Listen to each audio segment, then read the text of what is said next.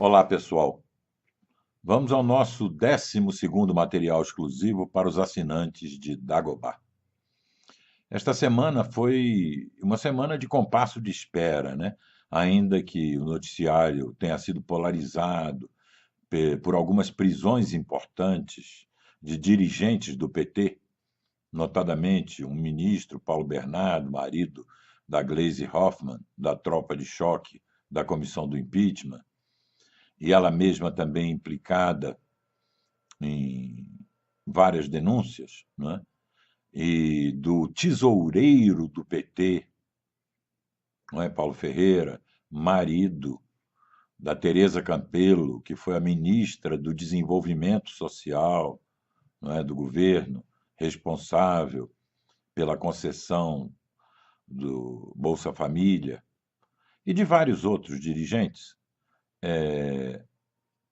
Isso apenas mudou um pouco o foco das atenções, mas não teve desdobramentos mais importantes na conjuntura.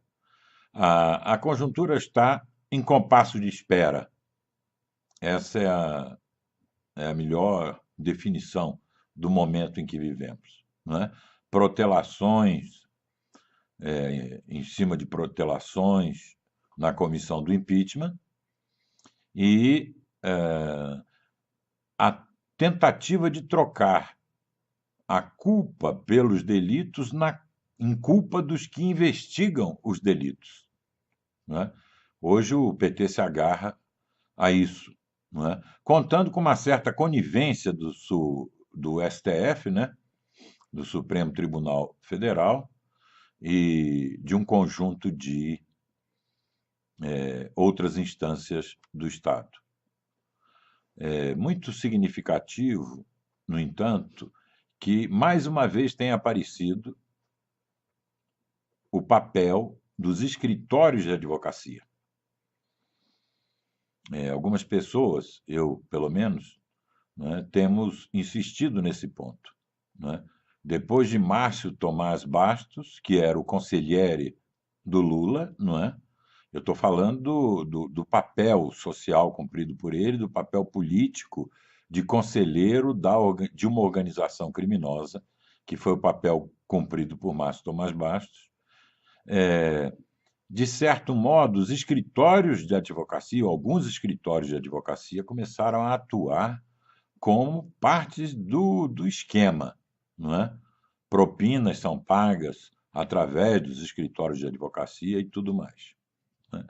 A propina é um assunto bem importante, porque no imaginário popular fica a noção de que o grande problema é o roubo, a propina, mas a propina ela é lateral, ela é para azeitar a máquina. O central é a máquina. E isso pouca gente ainda percebe. Né? Ah, o esquema que foi montado é um esquema de poder, não é um esquema de enriquecimento ilícito de pessoas que estão no poder.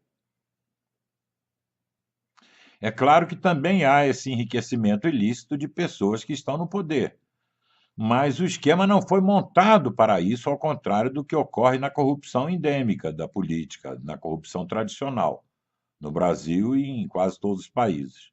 Né? O esquema não era voltado ao locupletamento dos agentes. O esquema era um esquema de poder para nunca mais sair do governo. Né? E tudo foi construído em torno disso, e a propina é bem-vinda para, vamos dizer assim, satisfazer, comprar, manter os agentes do esquema, que era um esquema de poder. Continuou também aparecendo, e tudo isso foi corroborado, quer dizer, corroborando as evidências que nós já tínhamos, do papel das empresas, não é? As empresas, elas não são laterais no esquema, elas são centrais, sobretudo a Odebrecht, a OAS, não é? E outras. Elas são centrais porque esse esquema de poder não poderia ter sido montado sem as empresas. E, sobretudo as duas que eu mencionei, a Odebrecht e a OAS não tinham nada a ver com a corrupção habitual e tradicional de empresas que subornam agentes públicos, com propina, não é? Para ganhar contratos do Estado, que superfaturam contratos, etc. e tal. E depois repassam dinheiro para financiar campanhas. Essa é a atuação tradicional das empresas em esquemas de corrupção montados por políticos. Não foi isso que aconteceu no Brasil. O que aconteceu no Brasil foi muito mais grave do que isso. Foi que algumas empresas se associaram ao projeto de poder, sonhando em obter lucros a perder de vista, não é, no longo prazo. Por isso, eu tenho dito que, para entender a Odebrecht, a OAS, é preciso estudar o papel que Krupp e Gfaben cumpriram na Alemanha nazista, não é? Essas empresas, elas se associaram ao projeto de poder do Hitler, não é? Então elas queriam modificar a natureza do mercado. É diferente, não é? Elas queriam escapar do mercado via Estado, controlado por um projeto de poder autocrático, não é? Então, isso é muito significativo, não é? Porque, ao que tudo indica, o Ministério Público e o Judiciário não perceberam esse detalhe, não é? Eles estão tratando a corrupção como se fosse a mesma coisa, sob o argumento de que qualquer corrupção ela é drástica para a população. O argumento, essa afirmativa é correta, no entanto, os efeitos políticos são totalmente diferentes quando você tem a corrupção endêmica da política e quando você tem a corrupção sistêmica, a corrupção para financiar um esquema paralelo que tem como objetivo conquistar o poder a partir do governo e nunca mais sair do governo, não é? E isso até aí os procuradores não foram porque estão numa cruzada, não é? Como nós já comentamos aqui há algum tempo, não é? E essa cruzada contra o sistema político, levada às suas últimas consequências, ela não poderá prevalecer. Essa é que é a questão. Talvez a parte mais importante deste nosso conteúdo, não é? 12º conteúdo exclusivo para os assinantes do Dagobah, seja esta. Não há a menor chance de um conjunto de procuradores e uma parcela pequena do judiciário paralisarem o sistema político, porque, no limite, todas as doações de campanha, ou quase todas as doações de campanha, sobretudo as empresariais, terão que ser criminalizadas também.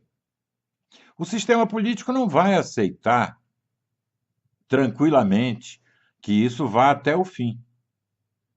Então, ou se faz a distinção entre a corrupção tradicional, que é condenável de qualquer modo, e a corrupção praticada com objetivos de poder, ou vai ser muito difícil contar com a leniência ou a conivência do sistema político como um todo para chegar ao fim nesse processo cujo principal culpado, vamos dizer assim, é o PT, Lula, o governo Dilma, enfim, esse projeto que está sendo questionado pelas ruas e por algumas instituições hoje no Brasil. Se for na base do tudo ou nada, se for na base do, olha, só vão sobrar os anjos na esfera da política, isso é quase que impossível, porque o sistema é político. E o sistema político é feito de políticos. E os critérios éticos na política eles não são obedecidos, tais como os procuradores querem. Quem vai levar isso até as últimas consequências? O Supremo Tribunal Federal vai derruir todo o sistema político? É claro que não, inclusive porque deve haver complicações que afetem também juízes que estão em tribunais superiores, né? Então, há alguma coisa errada nesse tipo de atuação que pretende equalizar, em nome da lei, todos aqueles que violam a lei.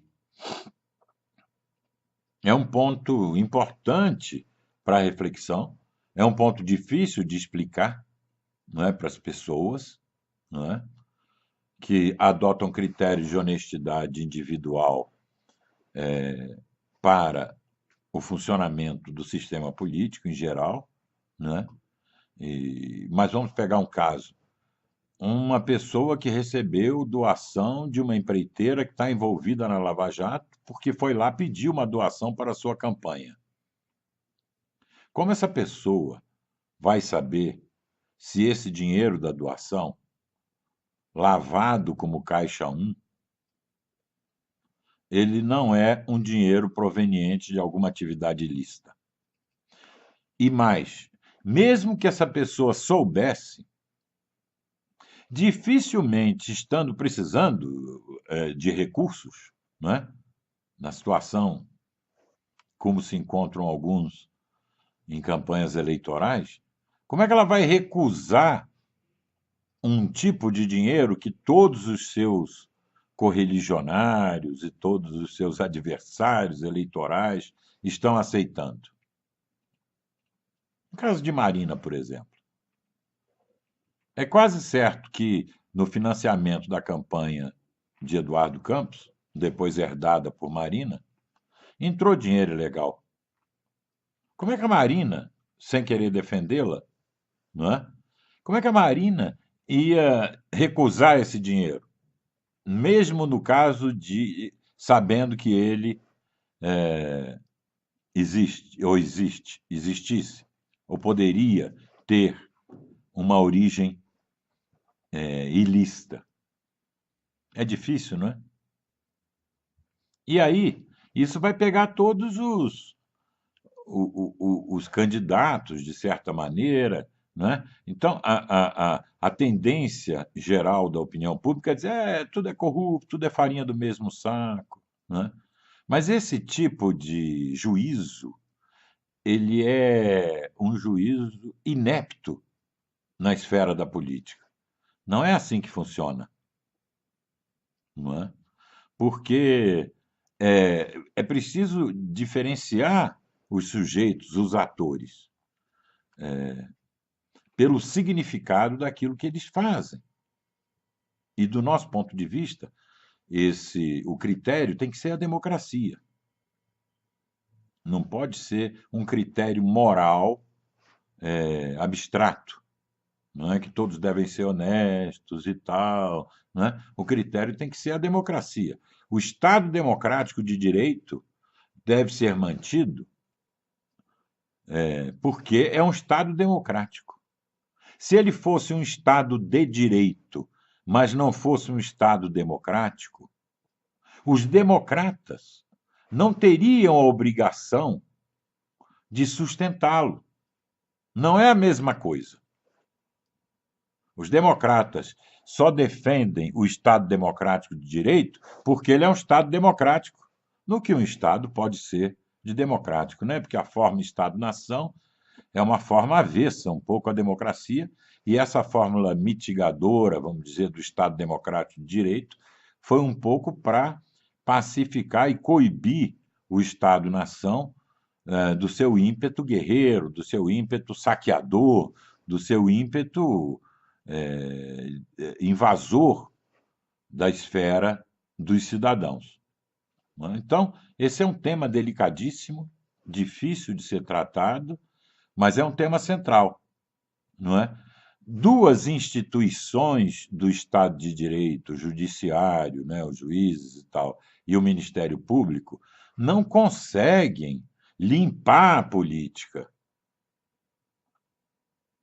Seria preciso, para tanto, que uma parte do sistema político estivesse disposta a isso, e, além do mais, seria preciso que as ruas estivessem não só apoiando essas iniciativas, mas exigindo que outra parte das instituições deixasse isso acontecer.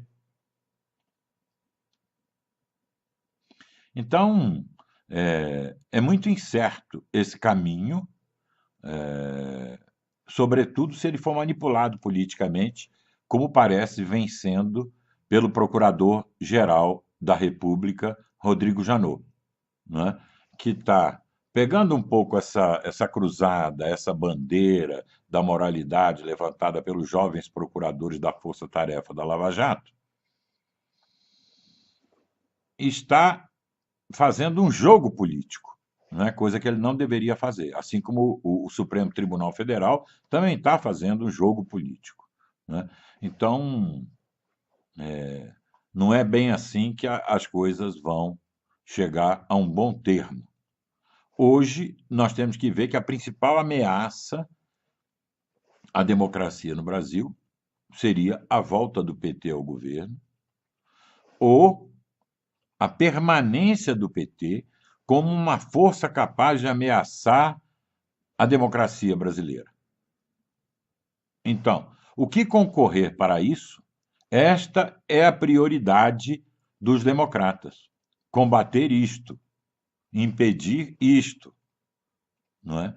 E não imaginar que eles vão transformar da noite para o dia a esfera da política numa esfera limpa, numa esfera de seres que não se corrompem em nenhum sentido, né? Bom, fica aí a reflexão e até a próxima semana.